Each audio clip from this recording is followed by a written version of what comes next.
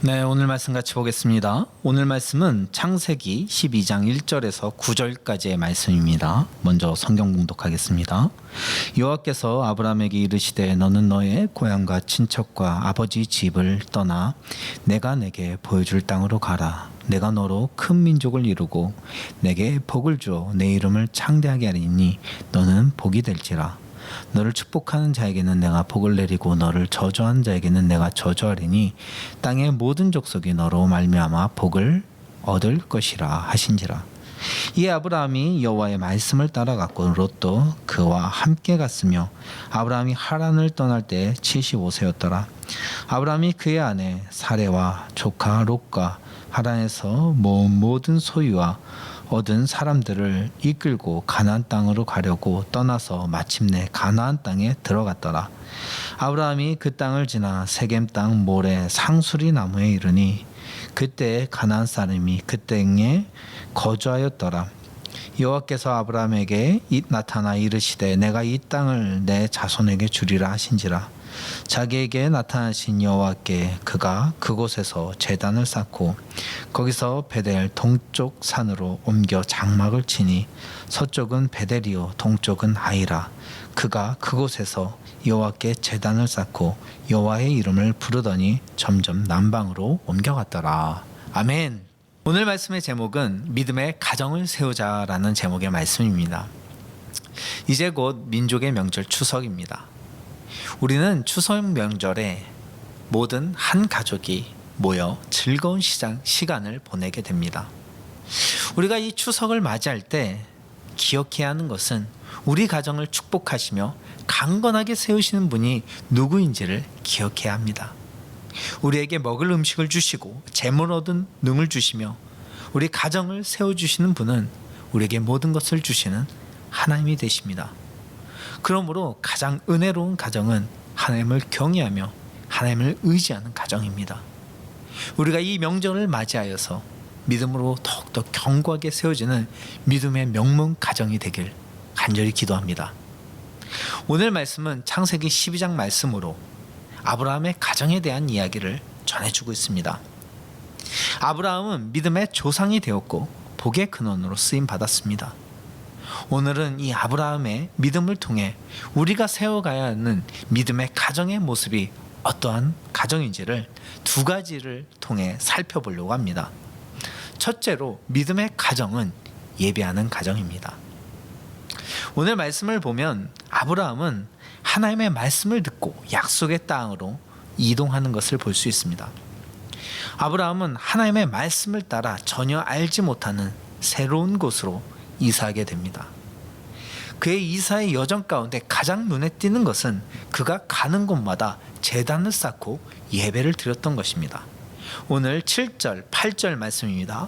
여호와께서 아브라함에게 나타나 이르시되 내가 이 땅을 내 자손에게 주리라 하신지라.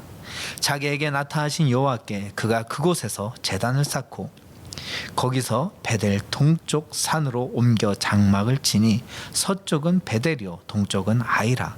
그가 그곳에서 여호와께 제단을 쌓고 여호와의 이름을 부르더니. 여기서 단을 쌓았다는 말씀은 하나님께 예배를 드렸다는 것입니다. 아브라함은 가는 곳곳마다 가장 먼저 하나님을 예배하였고 하나님께 감사와 영광을 돌렸습니다. 이것은 아브라함은 자신의 삶의 복이 어디서 오는지를 확실히 알았기 때문입니다. 그를 안전한 길로 인도해 주시는 분이 하나님이신 것을 알았고, 그리고 그의 가정에 합당한 안식처와 양식을 주신 분이 하나님이심을 그는 확실히 알았던 것입니다.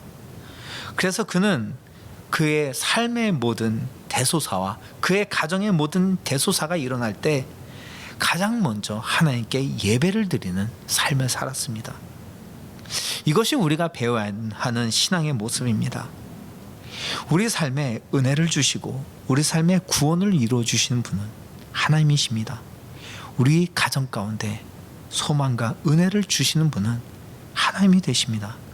그러므로 참된 믿음의 가정은 복의 근원이 누구인지를 기억하며 정말 이 하나님, 복의 근원이 되신 하나님께 온전히 예배하는 사람이 되어야 합니다. 예배는 하나님이 우리의 주인 되심을 인정하는 모습입니다. 하나님께 참되게 예배하는 자는 하나님을 만나고 하나님의 은혜를 경험하게 됩니다. 하나님께 예배하는 가정은 하나님과 교제하며 하나님과 함께하는 믿음의 가정으로 세워질 수가 있습니다.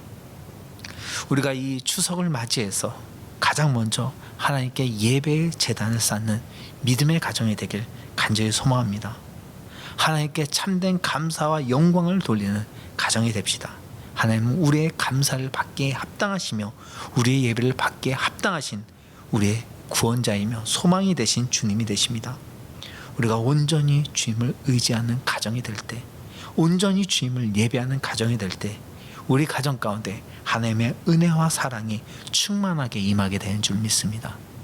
우리가 세상의 다른 어떤 것을 의지하는 것이 아니라 오직 하나님을 인정하며 하나님을 의지하며 하나님을 예배하는 믿음의 가정이 되길 간절히 소망합니다. 둘째로 믿음의 가정은 말씀에 순종하는 가정입니다. 오늘 말씀을 보면 아브라함은 하나님의 말씀에 순종하는 것을 볼 수가 있습니다. 그는 하나님의 말씀에 순종하여 자신의 삶의 한 걸음 한 걸음을 이동하여 순복하며 나아갑니다. 오늘 12장 1절 말씀입니다. 여호와께서 아브라함에게 이르시되 너는 너의 고향과 친척과 아버지의 집을 떠나 내가 네게 보여줄 땅으로 가라. 내가 너로 큰 민족을 이루고 내게 복을 주어 내 이름을 창대하게 하리니 너는 복이 될지라. 당시 아브라함 시대에는 전혀 알지 못하는 곳으로 이사를 가는 것은 매우 위험했습니다. 삶의 터전을 이루고 있는 지역을 떠나 새로운 곳으로 가는 것은 안전을 보장받지 못하며 생명의 위협을 받을 수 있었습니다. 그러나 아브라함은 하나님의 말씀을 쫓아갔습니다. 4절 말씀입니다. 이에 아브라함이 여호와의 말씀을 따라갔고 롯도 그와 함께 갔으며 아브라함이 하란을 떠날 때 75세였더라. 그는 75세 많은 나이에도 불구하고 하나님이 말씀해 주신 그 말씀을 붙잡고 순종하며 나아갔습니다. 아브라함은 하나님을 믿었고 하나님의 약속을 신뢰했기 때문입니다. 하나님의 말씀은 우리의 삶을 구원으로 인도하는 생명의 말씀입니다. 그분의 말씀은 어느 것 하나도 땅에 떨어지지 않고 하나님의 뜻을 이루는 능력의 말씀입니다. 이사야서 55장 11절에 보면 이렇게 말씀합니다. 내 입에서 나가는 말도 이와 같이 헛되이 내게로 돌아오지 아니하고 나의 기뻐하는 뜻을 이루며 내가 보낸 일에 형통함이니라. 하나님의 말씀은 그 어느 것 하나 헛되지 않습니다. 우리 삶에 하나님의 기뻐하신 뜻을 이루는 생명의 말씀입니다. 아브라함이 이 말씀을 따라갔을 때 어떠한 은혜를 보았습니까? 하나님의 약속대로 이삭을 얻습니다. 자식이 없던 그에게 약속의 자녀인 이삭이 주어졌습니다. 그리고 정말 가나안 땅 가운데 하나님을 드러내고 하나님의 복을 나눠주는 복의 근원으로 쓰임 받았습니다. 그리고 아브라함의 자손을 통해 이스라엘이라는 하나님의 민족이 세워졌고 그를 통해 구원자 되신 예수 그리스도가 와서 정말 믿음의 조상으로 쓰임받는 위대한 사람으로 주님께서 사용하여 주셨습니다. 아브라함이 하나님의 말씀을 따라갔을 때 그는 믿음의 조상이 되었고 그의 가정은 하나님께 위대하게 쓰임받는 믿음의 가정이 되었습니다. 여러분, 가장 지혜롭고 형통하게 사는 삶은 어떠한 삶입니까? 내 삶을 인도해 주시는, 내 삶에 가장 귀한 계획을 갖고 계신 하나님의 말씀을 붙들고 살아가는 것입니다. 하나님은 우리 가정 가운데도 귀한 계획을 갖고 있고 소망을 가지고 계십니다. 우리가 이 하나님의 말씀을 붙들고 살아간다면 우리에게 주신 그 하나님의 말씀이 하나도 땅에 떨어지지 않고 반드시 우리에게 계획하신 하나님의 기뻐하신 뜻과 약속을 이루는 생명의 말씀이 됩니다. 우리가 정말 아브라함과 같이 세상의 다른 어떤 잘못된 교훈과 가치관을 따르는 사람이 되지 말고 아브라함과 같이 참 순종하기 어려운 순간에도 하나님의 말씀을 붙들고 순종하며 주의 말씀을 쫓아 살아가는 믿음의 가정이 되길 소망합니다. 바로 이런 가정이 하나님의 능력과 하나님의 소망을 경험하는 믿음의 가정이 되는 줄 믿습니다. 또한 이렇게 말씀을 따를 때 그 집은 반석 위에 세운 집과 같이 된다고 약속하고 계십니다. 마태복음 7장 24절 말씀입니다.